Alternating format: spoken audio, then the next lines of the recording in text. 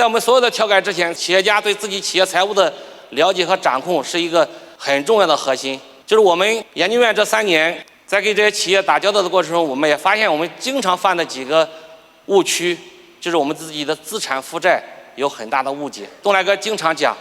我们的资产的评估要就低不就高。什么意思？我们往往过去把自己的自持物业、自有的资产往高估。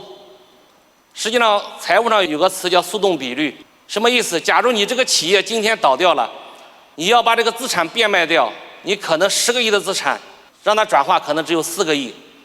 往往我们有一些误区，就是我银行贷款只有5个亿，我资产只有10个亿。实际上，你银行贷款的5个亿是真实的，你的资产的10个亿的估值是假的。你如果变卖的话，可能只有4个亿，你已经倒挂了1个亿。你可能原来理解的我还有5个亿的净资产，实际不是那样子的。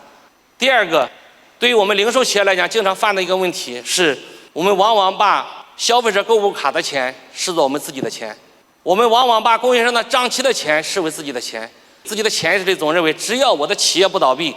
我消费者的购物卡今天消费了，明天还会办。我的供应商的账期也是这个道理，只要我的企业不倒闭，都会有源源不断的。我今天结了新的款，但是后面又会产生新的账期，所以会盲目的高估自己的资金的，其实这个钱不是自己的钱，会盲目的高估自己的财务能力，从而拼命的扩张。但是这2年我们身边暴雷的企业，大家也都知道，很大的问题就是在这个上面犯了一个低级的错误，甚至拿这个钱用于借给房地产开发企业，最终都跑路了，最后就是直接自己暴雷了。另外一个，企业里面的利润，实际上每一家企业应该回去认真的盘点，我们现有的利润率到底是不是个健康的利润率，里边有没有因为偷税漏税导致的利润，因为给员工的工资低导致的利润等等啊，很多方面导致。因为这个利润率是个虚假的利润率，是个不健康的利润率，是导致企业随时可以爆雷的利润率。当然，财务里边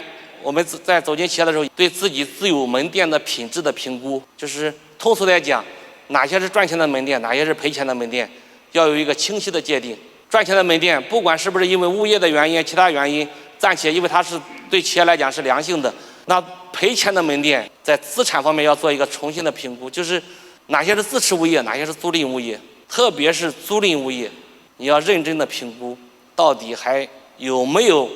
必要再让它给我们失血。大家今天既然在学习哥的理念，大家应该理解是怎么样才是科学健康的经营企业，而不是要面子，而不是说我关了这个店，对手会不会笑话我怎么着。一个优秀的猎人一定是收枪比出枪快。虽然我打这个比喻不恰当，但是理就是这个理。不要让这些调皮的孩子影响了你的心情。